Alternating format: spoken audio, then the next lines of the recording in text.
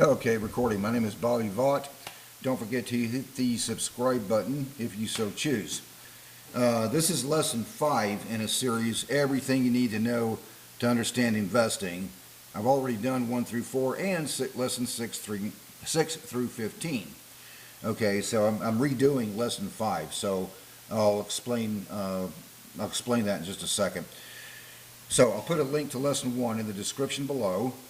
And then in addition to that, each lesson also has a link to the next lesson. So they're all easy to find. If you happen to be new to this channel or seeing something like this for the first time, a link to lesson 1 will be in the description. You just go through all 15 lessons. You will understand investing better than 99.9% of the people out there. Okay, so, yeah, the reason I'm having to redo it, there's 2 parts of this channel. There's the political side that I do a lot of, and then also the investing side. This is the investing side. What happened was, when I did lesson 5 a while back, said something political in there, and I really shouldn't have done that. I try to keep this, I try to keep the politics and the investing separate, because I want everything you need to know to understand investing to be able to appeal to anybody without pushing somebody away, okay? But you go through all 15 lessons, I mean, you're going to know a lot. I'm going to keep this one pretty short because there's really only one topic here. Like lesson 3 went on for a while. I covered a lot of territory. This lesson 5 is just one thing. Beta, B-E-T-A, beta. The beta of a stock. Okay, so you have beta. I'm going to draw a little graph here. I'm going to draw it backwards for me, but so that you can see it correctly. So this is price. Okay, over here. Like a y-axis over here. Over here is the next x-axis, time, going this way. The beta for, yes, my cat, she's 8 months old. She is, oh, she's so full of energy. Okay, so, where was I? Yeah, the beta for the S&P 500.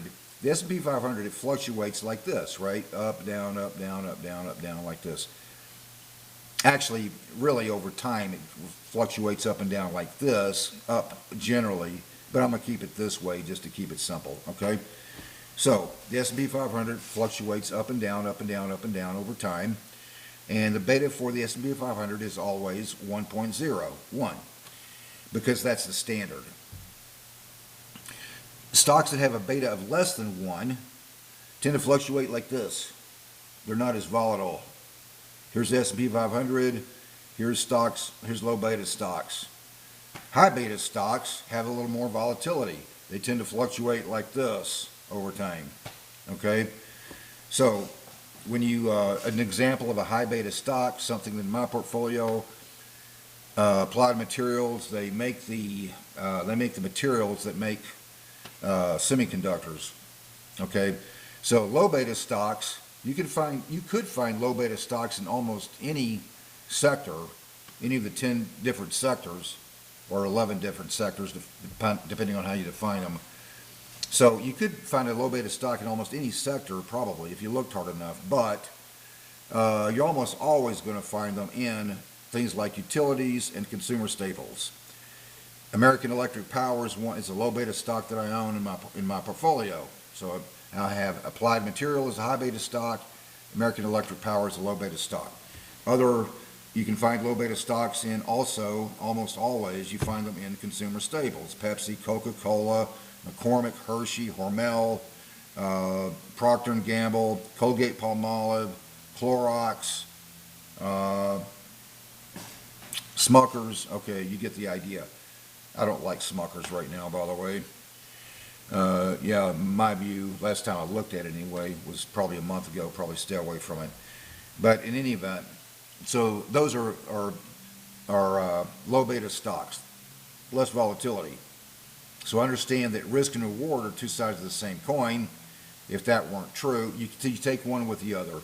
If that weren't true, everybody would just go out there buying the most speculative things they could find. Okay?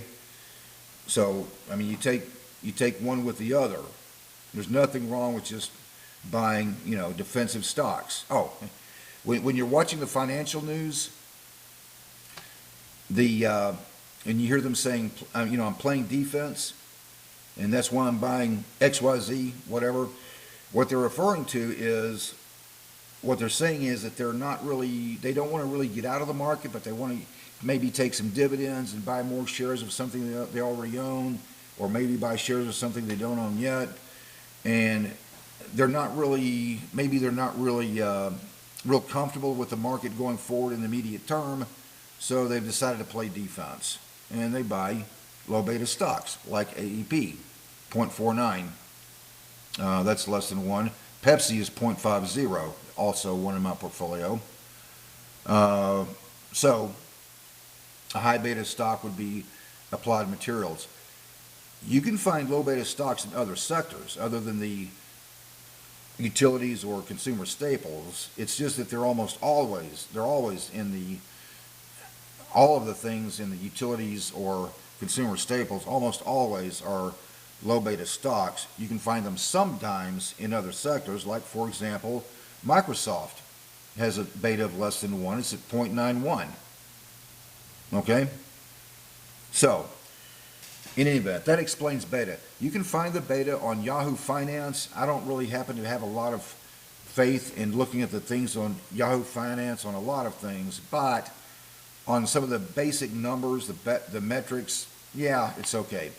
So if you're on Yahoo Finance, for example, and you put the ticker symbol in there, and then you hit enter, and over here on this side would be statistics, and you click on that, and it has a whole bunch of metrics on there, including in the upper right hand corner the beta.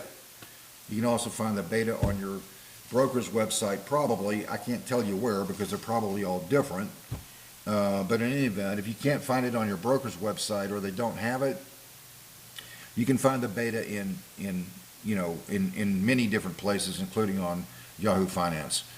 Okay, so I think that really about covers it. That was about all I wanted to say. So I'm going to delete the other lesson 5 and inject this one into the series, lesson 5. And again, I'll put a link to lesson 1 in the description, as well as a link to lesson 6. So that covers that. And that's about it. Until next time, hope life is treating you well. Have a great day.